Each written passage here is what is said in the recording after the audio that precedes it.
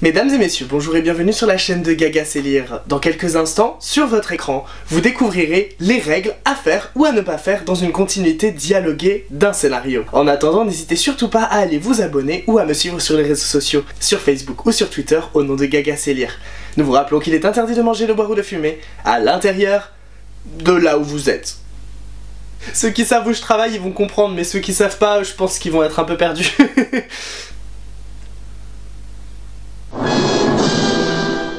Générique.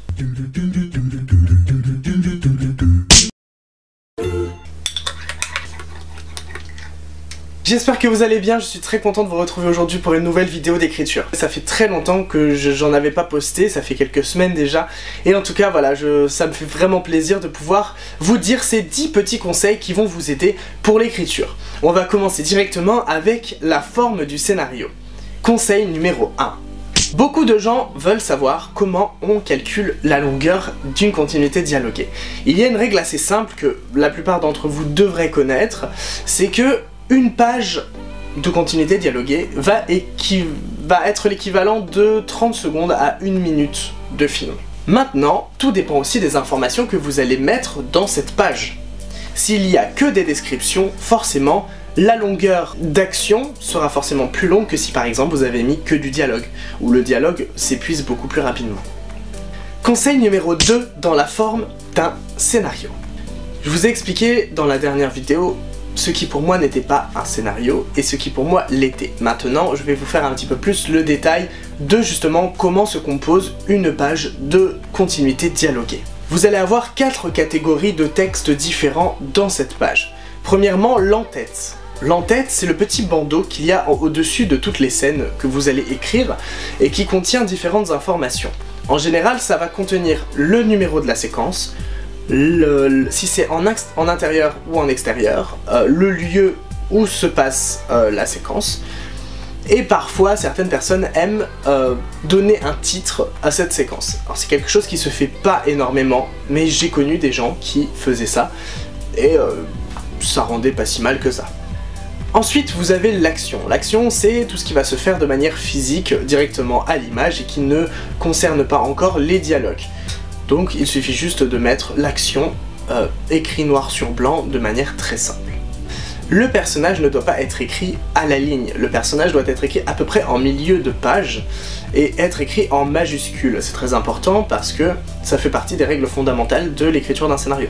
Et enfin, le dialogue qui se trouve lui aussi plus centré au niveau de la page, mais pas au même niveau que le personnage, comme vous pouvez voir sur l'exemple. Et bien sûr, il n'y a pas d'ordre particulier. Maintenant, la seule chose qui ne bouge pas, ça va toujours être l'entête. Vous êtes obligé de mettre l'entête au début de la séquence, sinon vous ne pouvez pas savoir où se passe la séquence et quand se passe la séquence, et c'est quand même quelque chose de très important. Troisième conseil et dernier conseil sur la forme d'une continuité dialoguée. La tradition de l'écriture scénaristique veut que certains éléments de votre script soient écrits en majuscules. Déjà, à chaque fois qu'un personnage est introduit dans votre récit, qu'il soit important ou non, qu'il soit seul ou en groupe, il faut toujours l'écrire en majuscules. Il est important de savoir que c'est à ce moment-là que le personnage apparaît. Si jamais il y a des travaux de réécriture, vous saurez que c'est à ce moment-là. Pareil du coup, comme je vous le disais, pour le groupe de personnages. Par exemple, les élèves du lycée, élève, vous pouvez le marquer en gros, parce que c'est à ce moment-là du récit que vous allez avoir un groupe d'élèves, et que notamment un peu plus tard dans le cycle de production de votre film, si jamais il doit se faire, le producteur saura qu'à ce moment-là, il faudra des figurants, et qu'ils sont introduits à ce moment-là. Maintenant qu'on a terminé avec la forme, on va pouvoir passer au conseil un peu général de l'écriture du scénario. Quatrième conseil. Quelque chose qu'il ne faut absolument jamais oublier dans l'écriture scénaristique, c'est qu'on n'écrit que ce que l'on voit. Contrairement aux romans ou aux autres formes d'écriture où on peut s'immiscer dans l'esprit du personnage, dans un scénario, vous n'allez pas pouvoir donner d'informations qui ne se voient pas directement à l'écran. Par exemple, si on veut dire dans notre script qu'un personnage A est amoureux d'un personnage B, dans l'action, on ne va pas pouvoir écrire « le personnage A est amoureux du personnage B ».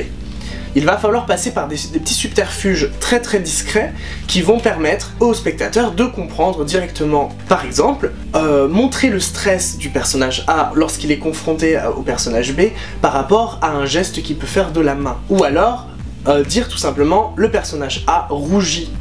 C'est tout bête, mais ça permet directement au spectateur de faire le lien entre ce qu'il voit et ce qui se passe réellement à l'intérieur de sa tête. Conseil numéro 5, on ne répète jamais 2 fois ce qui a déjà été dit. Répéter la même chose dans votre scénario, ça va être considéré comme une faiblesse d'écriture, mais également, si un personnage répète plusieurs fois la même chose, comme une faiblesse psychologique. Répéter la même chose doit être forcément très réfléchi, et ça doit être quelque chose qui est de l'ordre du parti pris, et non de l'ordre de l'oubli ou de la faiblesse d'écriture, forcément. Conseil numéro 6, faire toujours très attention au point de vue. Si vous écrivez un film, c'est comme si vous écrivez un roman. Votre personnage principal reste votre personnage principal. Vous ne pouvez pas commencer à écrire un film avec un personnage pour en cours de route changer de personnage principal. Ou alors, encore une fois, c'est parce que vous avez décidé d'utiliser un parti pris différent. Il faut savoir que ça peut totalement être néfaste pour votre film, puisque ça peut totalement désintéresser les spectateurs. Le spectateur qui va commencer à regarder un film va au début avoir une période de tolérance sur tout ce que vous allez lui présenter. Le début du film va être le moment où vous allez pouvoir lui donner plein d'informations qu'il va pouvoir ingérer. Plus le film va avancer, plus le spectateur va se focaliser sur les informations que vous lui avez données en fait. Et petit à petit, il va avoir beaucoup plus de mal à se détacher de ce que vous lui avez donné au début. Pendant tout ce temps, vous lui donnez plein de choses. Il commence à s'intéresser à ce que vous dites. Et qu'au moment où tout devient intéressant, bam, vous lui mettez un autre personnage à la place, le spectateur n'en aura plus rien à carrer de votre film. Conseil numéro 7, c'est un conseil que je vous avais déjà dit dans les 8 conseils pour être scénariste, une vidéo que j'ai faite il y a très longtemps. Et en fait, c'est un conseil qui est très simple et que j'aime répéter parce que sans lui, vous n'allez pas arriver à grand chose. Et il s'agit de toujours faire attention à ce que vous mettez dans votre script. Par exemple, si vous voulez parler de médecine dans votre film, et que vous voulez trouver une maladie intéressante à exploiter, vous pouvez très bien lire vite fait une revue médicale et prendre le nom d'une maladie.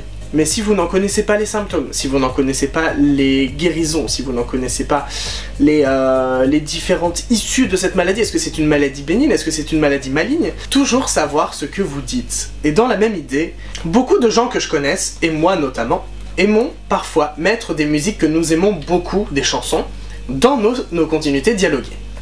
Il faut savoir 2 choses là-dessus. De 1, c'est pas parce que vous mettez une musique dans votre scénario que si jamais il est acheté, la musique sera gardée. De 2, il faut vous renseigner sur tout ce qui est légal au niveau de cette musique. Est-ce que c'est une musique libre de droit? Est-ce que c'est une musique qui justement a des droits et dont il va falloir payer l'acquisition des droits, le droit de l'utiliser? Dans tous les cas, il faut toujours vérifier les droits des musiques que vous voulez utiliser. Toujours dans cette idée des choses que vous introduisez dans votre récit et qu'il faut maîtriser, le conseil numéro 8, il ne faut jamais introduire des éléments d'histoire qui ne seront pas utilisés par la suite, ou inversement. Une continuité dialoguée se construit sur des parallèles.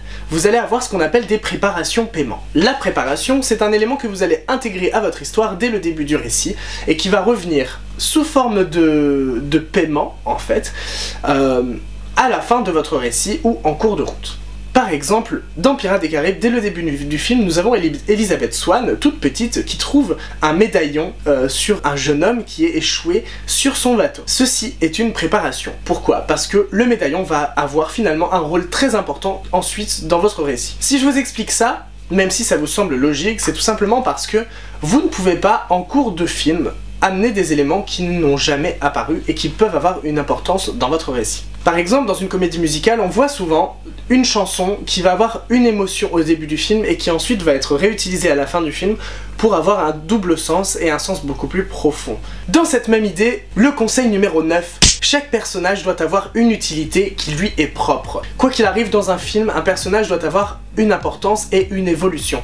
Il n'y a pas que vos personnages principaux qui doivent évoluer dans votre récit. Si jamais vous décidez en cours de film d'amener un personnage qu'on a à peine vu au début pour qu'il sorte d'une mauvaise situation, les personnages principaux, c'est que vous avez mal utilisé vos personnages. L'art du scénario est l'art de tout utiliser dans la profondeur et dans le perfectionnisme. Chaque petit élément doit avoir une importance capitale dans votre récit.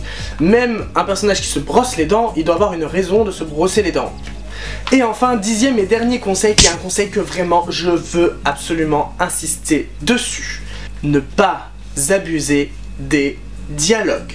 Nous sommes dans un pays où le cinéma est basé sur la tradition théâtrale. Le cinéma est un vieil art chez nous. Chez nous, on adore les films qui parlent et qui parlent et qui parlent et blabla et blabla.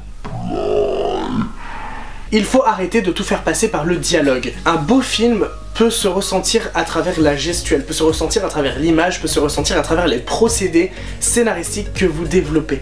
Mais la plupart des choses qui vont évoquer en vous des sentiments, qui vont vous faire rire, qui vont vous faire pleurer, viendront ou doivent surtout venir de l'image et de ce que vous voyez plutôt que de ce que vous entendez. Je parle juste de règles concrètes qu'on m'a apprises. Après, certains ne fonctionnent pas de la même manière, et si vous arrivez à retransmettre la beauté d'une situation par la parole, comme peut le faire des réalisateurs comme Xavier Dolan par exemple, et ben faites-le. C'est parce que vous êtes un scénariste du dialogue, et ça c'est génial aussi. C'est tout pour les 10 conseils que je vous donne lors de l'écriture d'une continuité de dialoguer, mais je vais quand même vous donner un dernier petit conseil très personnel, c'est si vous n'avez pas les moyens d'acheter un logiciel d'écriture de scénario, il en existe un qui est vraiment très bien fait et que je vous conseille véritablement, et il s'appelle Celtix. C'est un logiciel gratuit qui a un formatage direct sous forme de scénario. Il vous permet également de faire le dépouillement de votre scénario quand vous êtes en période de pré-production de votre film.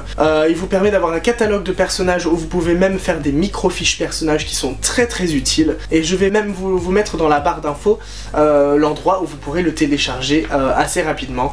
Et voilà. Pour mon obsession du moment, on va enfin revenir à l'essentiel, au livre, avec un roman que j'ai dans ma pile à lire depuis un certain temps et que j'ai toujours voulu lire parce qu'il m'intéressait fondamentalement énormément.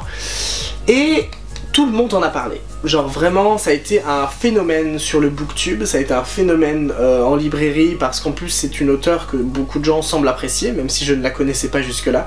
Et je suis tombé littéralement amoureux de ce livre. C'est genre une petite briquette et je l'ai lu en 2 jours, enfin en 2 nuits plus précisément. Et il s'agit de Carry On, écrit par Rainbow Rowell. Par Rainbow